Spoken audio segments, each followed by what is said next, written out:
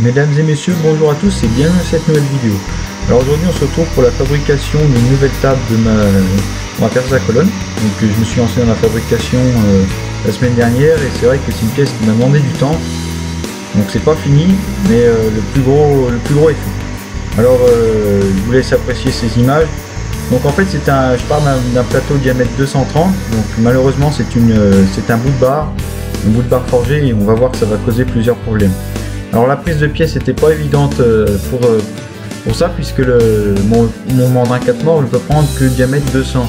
Et donc la pièce faisait 230, donc il a fallu trouver une solution. Et la solution c'était de rajouter une petite pièce, donc une prise de pièce, avec deux vis taraudées directement dans le brut pour le tenir. Donc deux vis M8. Donc ça permettait de bien dégrossir le premier côté pour pouvoir me charioter une prise de mort. Donc c'est très long parce que bien sûr c'est un brut bout de barre, en plus cisaillé de forgeage, donc il y a plein de crasses dedans et il y a sûrement comme on dit une paille dedans et c'est vrai que ça pose plusieurs problèmes de vibration. Il y a des endroits c'est plus dur, d'autres moins dur, donc c'est vrai que c'est assez aléatoire et ça va me causer des problèmes tout du long. Donc après quelques heures de travail on arrive à obtenir un bon état de surface quand même, avec une prise de mort, donc le plus grand épaulement, avec une petite portée pour reprendre l'autre côté pour faire passer le comparateur.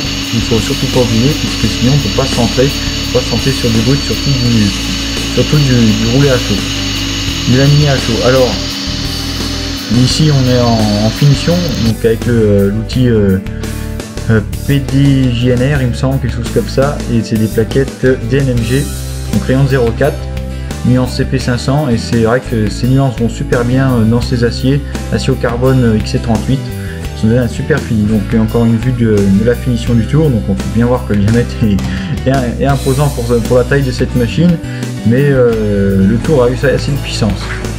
Malheureusement durant cette opération j'ai laissé la vie à mon outil préféré qui est le PCLN, et malheureusement il a le petit anneau intérieur a sectionné comme on peut le voir, et bon ça va se réparer, mais je voulais en acheter un puis finalement je vais le réparer puisque c'était court. Et donc après il a fallu tailler la gorge, donc ça c'est la gorge qui va accueillir les lardons, tout simplement pour laisser passer les lardons comme au bout d'une fraiseuse, hein, donc pour faire naviguer les lardons. Et donc ça, j'ai commencé l'ébauche donc sur 5 mm de profondeur, et c'est vrai qu'avec cet outil là j'étais pas trop embêté, même si ça a commencé à vibrer. Pardon? Combien? Eh ben 14. 14, encore un 1000. Encore un 1000 mètres. Ouais.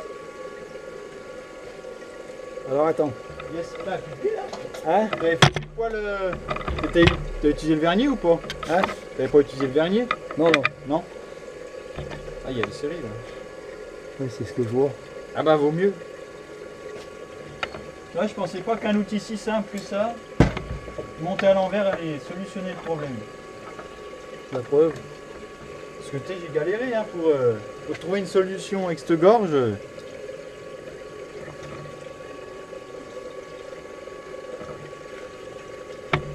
Je vais peut-être le ressortir encore juste d'un. Je vais le ressortir ouais. là. Pas de taux parce que sinon Oui, oui, non, mais juste. les mecs vont encore faire chier. Non, non.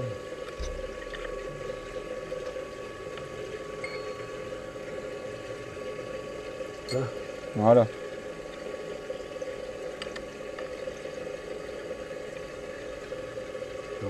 C'est bon, il a encore le tranchant. Hein. C'est pour ça que... Et c'était Ah, merde. dur hein. Ah ouais, bien vu ça. T'as compris? Ouais, j'ai compris. Pourquoi j'ai mis ça? C'est uniquement pour augmenter la surface. La surface voilà, pour empêcher la flexion de l'outil, la vibration. Enfin, pas la vibration parce qu'il remonte, mais ça fait un maintien plus consistant. La pièce, elle rigidifie l'autre. Ah ouais. Voilà. Allez, vas-y. Attends. Faut que je vais me remettre parce que là, je suis plus... Ah oui, c'est vrai que tu as orienté la tourelle.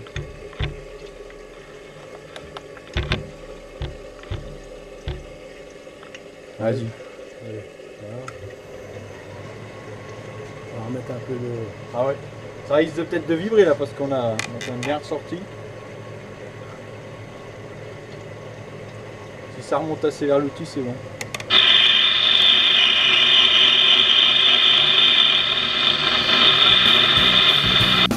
Alors l'outil que vous voyez là était le résultat de plusieurs heures d'essai et de bataille acharnée avec la pièce. Donc comme je vous l'ai dit un petit peu avant, l'acier n'est pas du tout homogène et on arrive sur des points durs et des points moins durs. Et l'outil aime pas ça, nous non plus d'ailleurs. Et donc on a essayé beaucoup d'outils que j'avais en stock. Et le seul qui ait réussi à se démarquer des autres, c'était vraiment celui-là. Donc c'est un outil d'affûtage vraiment très simple. Juste de légères dépouilles sur les côtés et sur la face de coupe un léger bombage, donc légèrement bombé. Donc on va le voir dans la vue suivante pour permettre justement l'outil d'avoir une sorte de point où il touche mais pas être vraiment une ligne continue avec la pièce. Donc ici on peut bien le voir, le léger bombage qui a permis l'amélioration des coupes. Donc on galérait vraiment avant. Donc là il est monté la tête à l'envers et c'est vraiment là toute la différence. Donc on peut bien voir après 4-5 minutes d'usinage, l'ARS commençait à se dégrader parce qu'on avait encore des vibrations et des points durs et donc l'ARS se dégradait. Donc au bout de 10 minutes il fallait aller au réaffûtage. Heureusement le barreau était long. Donc on peut bien voir les cassures de l'outil et l'ébrèchement de l'arête. C'est vraiment particulier comme ferraille à travailler. Pourtant c'est l'XC38 mais comme vous voyez les bouts de barre sont très aléatoires. Et donc on avait vraiment des facettes très grosses. Donc je dirais peut-être 1/10 de profondeur comme ça en le voyant maintenant sur cette photo. Et ça broutait vraiment grave. C'était vraiment un broutement grave. Mais on voyait la machine bouger. C'était assez impressionnant. Et voilà. Donc, ici on le voit bien, vraiment c'est vraiment c'est pas ce qu'on a fait mais ça broutait vraiment très fort. Donc on a réussi à peu près à résoudre le problème mais c'est vrai que c'était laborieux mais on y est arrivé. Alors dans la suite vous allez un peu nous voir travailler avec ça.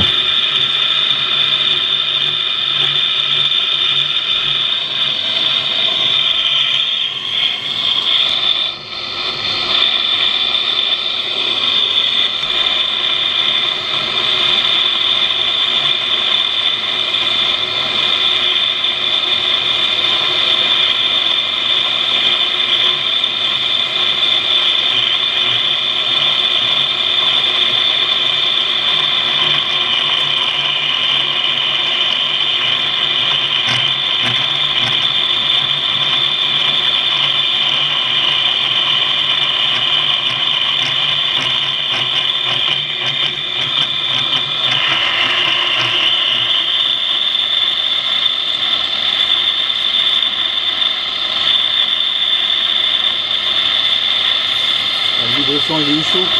Bah oui, un peu hein.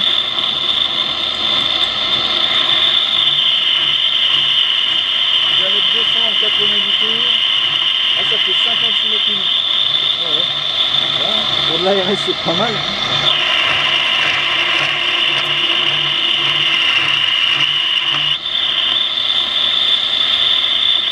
Ah ça va bien là, non?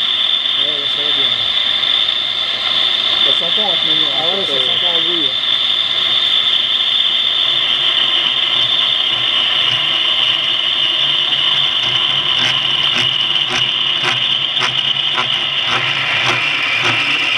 Par exemple, c'est dès que tu relâches un peu la pression, ça y est, ça se remet à vibrer. Hein.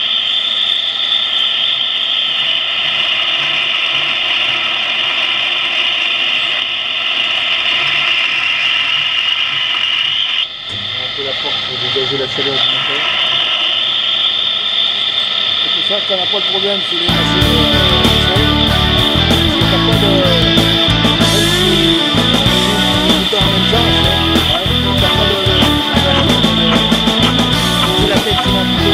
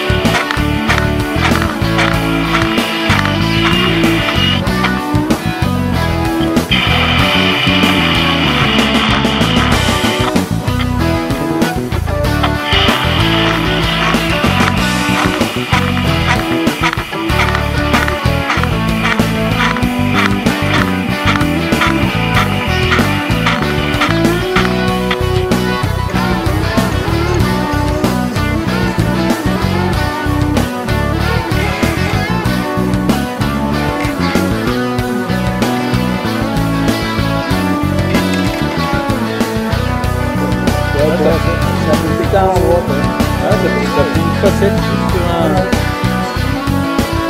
On peut le faire là-bas.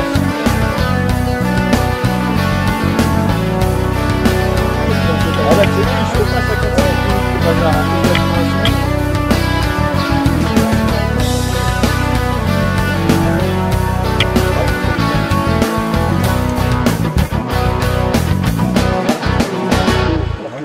Vas-y, bah démonte-le. Juste pour voir. Ah mais il a arrêté ton appareil. Ah ouais, c'est bon.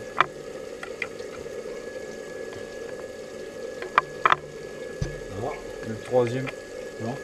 Non, c'est bon. Non, non, c'est bon. Tu vois? On continue de faire venir.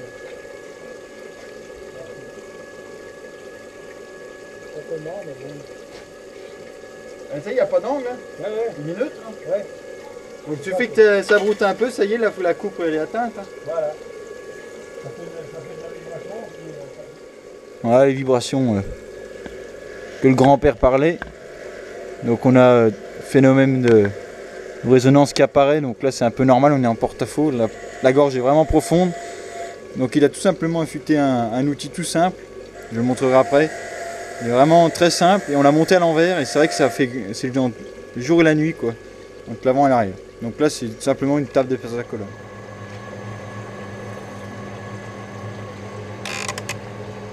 Ah non, c'est le. Si c'est dans le sens, si c'est dans ce sens-là. C'est bon.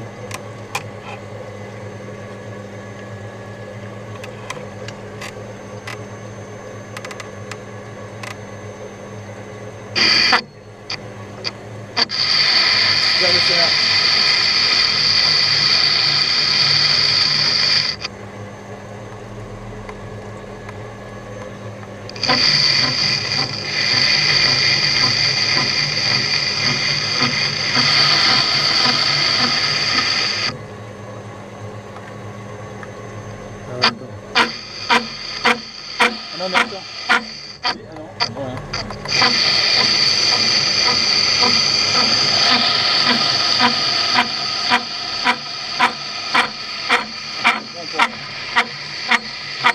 Pourquoi ça vibre? Ah, c'est une bonne question. Et on l'a ressenti en métier aussi. Ouais. Et là, regarde. Pour les 4 dixièmes qui nous restent, on me dit, tu peux peut-être juste le rentrer. En fait, c'est une. Je reprends, c'est une tape, on va faire sur la colonne parce qu'elle a tendance à plier la mienne. Bon, c'est pas bien rigide, hein, ça coûte pas bien cher. Et donc là, avec cette table, ça va me permettre d'avoir une meilleure rigidité, d'accord? Ça fait quand même un peu plus de 40 d'épais. C'est quand même une bonne tenue. Et là, en fait, tout simplement, c'est la rainure pour mettre les écrous en T pour brider des choses parce que c'est le problème aussi que j'avais pas sur l'ancienne, c'est que je pouvais rien brider. Et ça m'embêtait vraiment dans certains cas, notamment quand tu fais du taraudage. Et des fois, c'est toujours intéressant de pouvoir brider la pièce. Et là, je pouvais malheureusement pas y faire comme il faut. Et j'aime pas quand c'est pas fait comme il faut. Donc là, c'est pour ça avec le grand-père, il est venu aujourd'hui pour pouvoir réussir à finir cette gorge. Parce que comme vous avez pu le voir, c'est quand même pas une opération des plus simples. Donc c'est pour ça que ça permet de filmer, de voir un peu autre chose. J'ai tout ébauché ça week-end samedi dernier, week-end, et ça va le faire. Donc là j'ai tourné à l'envers parce que j'ai un gros problème de vibration.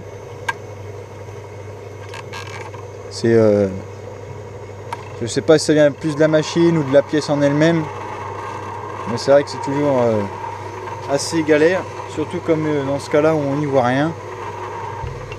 Donc je vais venir tout simplement tangenter et puis on va voir ce que ça donne.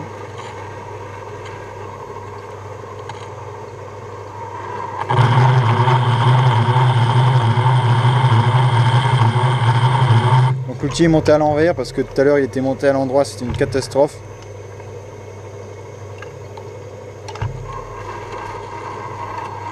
Donc c'est pour ça que j'ai monté à l'envers.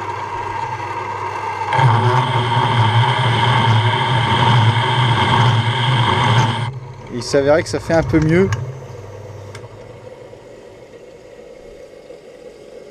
Beaucoup mieux même. Donc là je vais prendre une petite finition ici avec l'ARS, faire un petit dégagement puis ce sera bon.